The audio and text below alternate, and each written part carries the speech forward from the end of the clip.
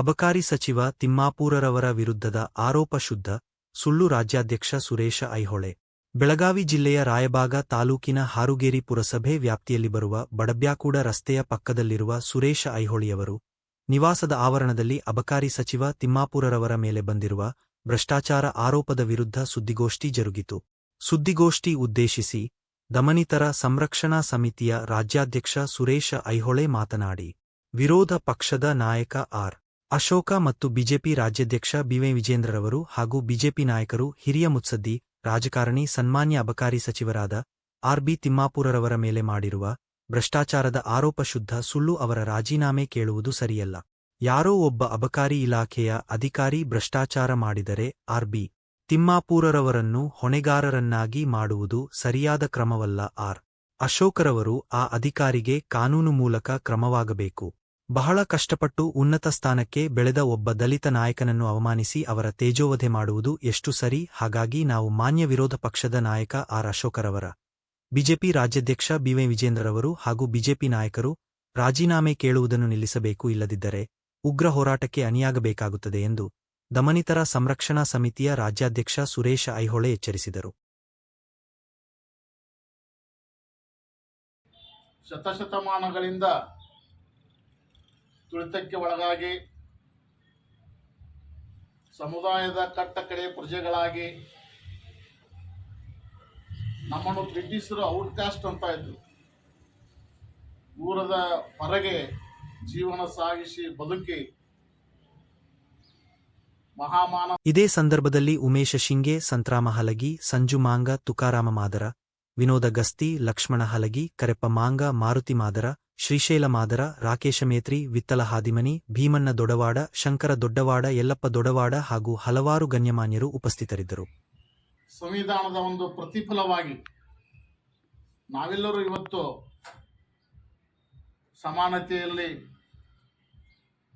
ಪ್ರತಿಯೊಬ್ಬರ ಸಹಕಾರದಿಂದ ಬದುಕು ಸಾಗಿಸಿಕೊಂಡು ನಮ್ಮ ಮಕ್ಕಳನ್ನು ಶಿಕ್ಷಣದ ಕಡೆಗೆ ಗಮನ ಹರಿಸಿಕೊಂಡು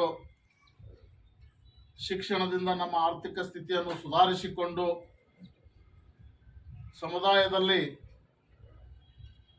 ನಾವು ಇದ್ದೇವೆ, ಸಂಸ್ಕಾರದಿಂದ ಇದ್ದೇವೆ, ಶಿಕ್ಷಣದಿಂದ ಇದ್ದೇವೆ, ಸಾಮಾಜಿಕವಾಗಿ ಪರಿಪೂರ್ಣ ಒಂದು ನಿಮ್ಮೆಲ್ಲರ ಸಹಕಾರದಿಂದ ಬದುಕ್ತಾ ಇದ್ದೇವೆ ಅನ್ನೋ ನಿಟ್ಟಿನಲ್ಲಿ ಈ ಸಮುದಾಯದಲ್ಲಿ ಜೀವನ ಸಾಗಿಸುತ್ತಾ ಬಂದಂಥದ್ದು ಇತಿಹಾಸ. ಈ ಒಂದಿನ ಕರ್ನಾಟಕ ರಾಜ್ಯದಲ್ಲಿ ನಮ್ಮ ದಲಿತ ಸಮುದಾಯದಲ್ಲಿ ಎಡಗೈ ಸಮುದಾಯ ಬಹುಶಃ ಜನಸಂಖ್ಯೆ ಉಳ್ಳ ಸಮುದಾಯ. ಅಂತ ಜನಸಂಖ್ಯೆಯಲ್ಲಿ ನಾವು ಸಾಕಷ್ಟು ರಾಜಕಾರಣದಲ್ಲಿ ತಾರತಮ್ಯಕ್ಕೆ ಒಳಗಾಗಿ ರಾಜಕಾರಣದಿಂದ ಬಹಳಷ್ಟು ಸೌಲಭ್ಯ ವಂಚಿತರಾಗಿದ್ದೇವೆ. ಯಾವುದೇ ಪಕ್ಷದವರು ಕೂಡ ನಮಗೆ ನಮ್ಮ ಜನಸಂಖ್ಯೆಗೆ ಅನುಗುಣವಾಗಿ ಟಿಕೆಟ್ ಕೊಡೋಲ್ಲ. ಎಲ್ಲ ಕಡೆಯಿಂದ ನಮ್ಮನ್ನು ನಿರಾಕರಿಸುತ್ತಾ ಬಂದಿದ್ದು ಇತಿಹಾಸ. ಅದಲ್ಲದೆ ಸಾಕಷ್ಟು ನಮ್ಮ ಜನಸಂಖ್ಯೆಗೆ ಅನುಗುಣವಾಗಿ ಬೋರ್ಡ್, ನಿಗಮ ಮಂಡಳಿಗಳಿಗೆ ಕೂಡ ಸ್ಥಾನ ಕೊಡಬೇಕಾಗಿತ್ತು.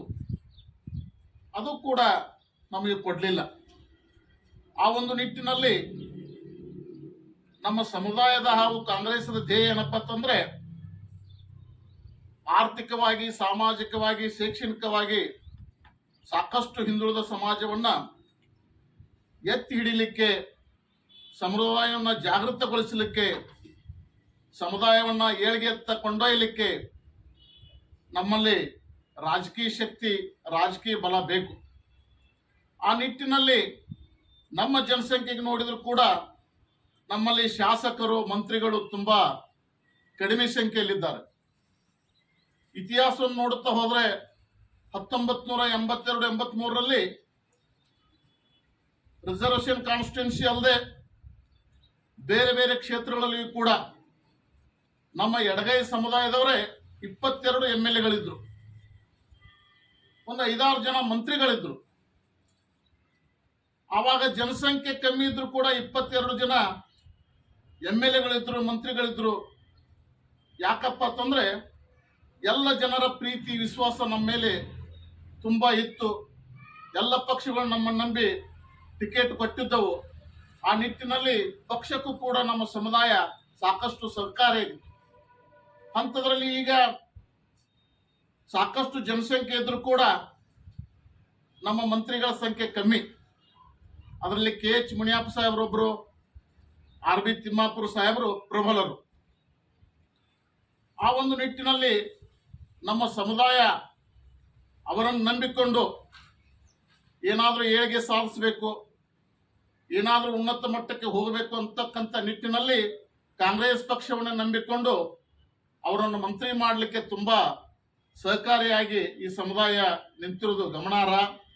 ಆ ನಿಟ್ಟಿನಲ್ಲಿ ಮೊನ್ನೆ ಯಾವುದೇ ಹಗರಣ, ಯಾವ ಒಬ್ಬ ಅಧಿಕಾರಿ ತಪ್ಪು ಮಾಡಿದ ಅನ್ನೋ ನಿಟ್ಟಿನಲ್ಲಿ ಬಿಜೆಪಿ ಪಕ್ಷದ ಮಾನ್ಯ ಮಾಜಿ ಗೃಹ ಸಚಿವರು ಮತ್ತು ಉಪಮುಖ್ಯಮಂತ್ರಿಗಳಾದ ಅಶೋಕ್ ಸಾಹೇಬರು, ಬಿಜೆಪಿ ಅಧ್ಯಕ್ಷರಾದಂಥ ಮಾನ್ಯ ವಿಜೇಂದ್ರ ಸಾಹೇಬರು ಆ ಹಗರಣದಲ್ಲಿ ತಿಮ್ಮಾಪುರ ಸಾಹೇಬರನ್ನು ಸಿಲುಕಿಸಿ ಅವರನ್ನು ರಾಜೀನಾಮೆ ಕೇಳ್ತಾ ಇರೋದು ತುಂಬಾ ತಪ್ಪು ಅಂತ ಹೇಳಿ ನಮಗನಿಸ್ತಾ ಇದೆ. ಯಾಕಂದ್ರೆ ತಪ್ಪು ಮಾಡೋರು ಯಾರು, ರಾಜೀನಾಮೆ ಕೊಡೋರು ಯಾರು? ಯಾವ ಒಬ್ಬ ಅಧಿಕಾರಿ ತಪ್ಪು ಮಾಡಿದ್ರೆ ಅದನ್ನು ಮಂತ್ರಿ ತಲೆ ಕಟ್ಟೋದು, ಇದು ಎಂಥ ದೊಡ್ಡ ತಪ್ಪು. ಯಾವ ಅಧಿಕಾರಿ ಕೂಡ ಯಾವುದೇ ಮಂತ್ರಿಗಳಿಗೆ, ಯಾವುದೇ ಇಲಾಖೆಯವರಿಗೆ ಕೇಳಿ ತಪ್ಪು ಮಾಡಲ್ಲ. ಅವನು ತನ್ನಷ್ಟಕ್ಕೆ ತಾನೇ ತಪ್ಪು ಮಾಡಿದ್ರು ಕೂಡ ಅದನ್ನು ಆಯಾ ಮಂತ್ರಿಗಳ ತಲೆಗೆ ಕಟ್ಟೋದು ತುಂಬಾ ತಪ್ಪು. ಆ ನಿಟ್ಟಿನಲ್ಲಿ ಈ ಸಮುದಾಯದವರು ನಾವು ಸರ್ಕಾರಕ್ಕೆ ಮನವಿ ಮಾಡ್ಕೊಳ್ತಾ ಇದ್ದೀವಿ.